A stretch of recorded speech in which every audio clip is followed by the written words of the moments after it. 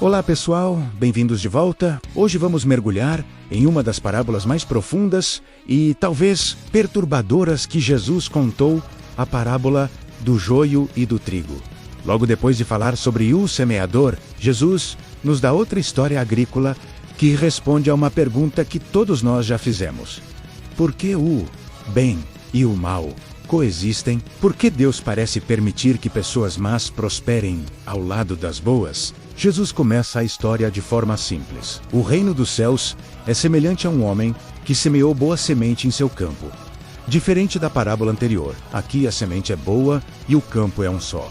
O foco sai do indivíduo e vai para a realidade da comunidade. Mas então, vem a virada na história. Enquanto todos dormiam, um inimigo veio, semeou joio no meio do trigo e foi embora. Essa ação é furtiva, deliberada e calculada. O mal não age à luz do dia. Ele se infiltra nos momentos de descuido. E o inimigo some, deixando a confusão para trás.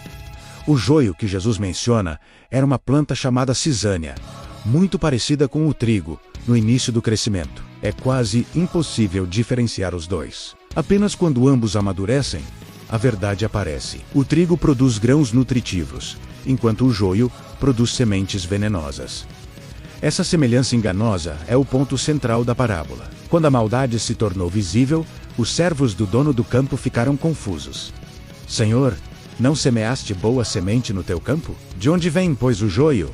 Essa pergunta ecoa até hoje. Se Deus é bom, de onde vem o mal? Por que existe corrupção? Num mundo criado por um Deus perfeito, a resposta do proprietário é direta. Um inimigo fez isso.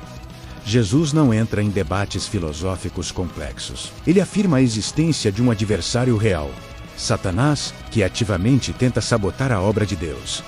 O mal não é só uma ideia, mas o resultado de uma vontade hostil. A reação imediata dos servos é a que muitos de nós teríamos. Queres que vamos e arranquemos o joio? Parece lógico, certo? Se identificamos o mal, por que não elimina-lo imediatamente? Ao longo da história, a igreja caiu nessa tentação muitas vezes, tentando criar uma comunidade pura à força, através de inquisições e expulsões. Mas a resposta do dono do campo é surpreendente e cheia de sabedoria. Não, para que, ao arrancar o joio, não arranqueis também com ele o trigo. Deixai-os crescer juntos até a ceifa. Essa instrução vai contra a nossa impaciência por um julgamento imediato.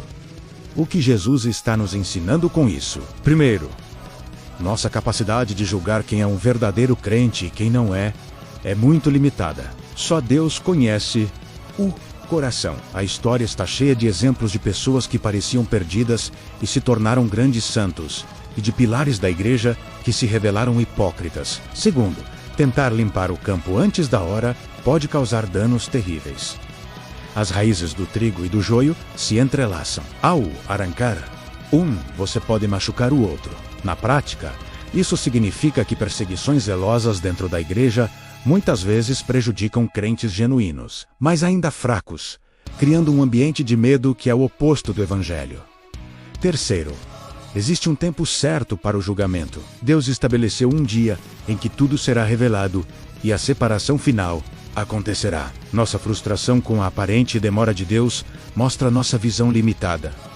Deus opera em uma escala eterna. Jesus descreve como será essa colheita. Primeiro, o joio será juntado e queimado. Depois, e só depois, o trigo será recolhido e guardado em segurança no celeiro. A ordem é importante. O mal é removido primeiro, para não contaminar o bem. Mais tarde, em particular, Jesus explica a parábola aos seus discípulos. O semeador é ele mesmo, o Filho do Homem. O campo é o mundo inteiro, não apenas a igreja. A boa semente são os filhos do reino, os verdadeiros seguidores de Deus. E o joio, os filhos do maligno, aqueles que se alinham com os propósitos de Satanás. O inimigo, claro, é o diabo. A colheita é o fim dos tempos. E os ceifeiros são os anjos. Jesus descreve o destino final de forma muito séria. Os que praticam o mal serão lançados na fornalha de fogo. onde haverá choro e ranger de dentes. Mas os justos resplandecerão como o sol no reino de seu Pai. Essa conclusão é poderosa. Não existe neutralidade, existem apenas dois destinos. Um de sofrimento e outro de glória indescritível.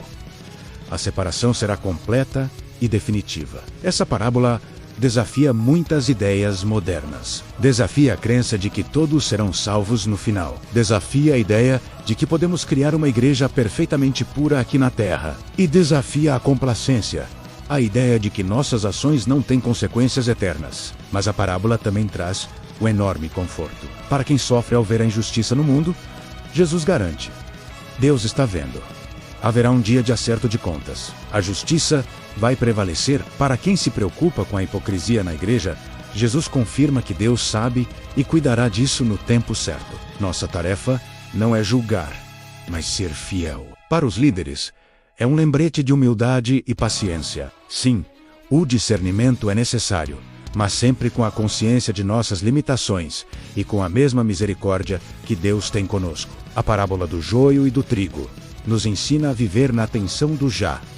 Mas ainda não. O reino de Deus já começou, mas ainda não foi totalmente estabelecido. Vivemos nesse tempo intermediário, onde bem e mal convivem. Nossa resposta não deve ser passividade, nem uma caça às bruxas. Deve ser uma fidelidade paciente. Devemos nos concentrar em dar bons frutos, em viver com amor e testemunhar com coragem, deixando o julgamento final nas mãos de Deus. Podemos descansar na certeza de que, embora o inimigo tenha plantado o mal, a colheita final pertence ao Senhor, e Ele não perderá um único grão de seu trigo. O celeiro de Deus nos aguarda. Obrigado por assistir. Se essa mensagem tocou você, deixe seu like, compartilhe com alguém e se inscreva para mais reflexões como esta. Até a próxima!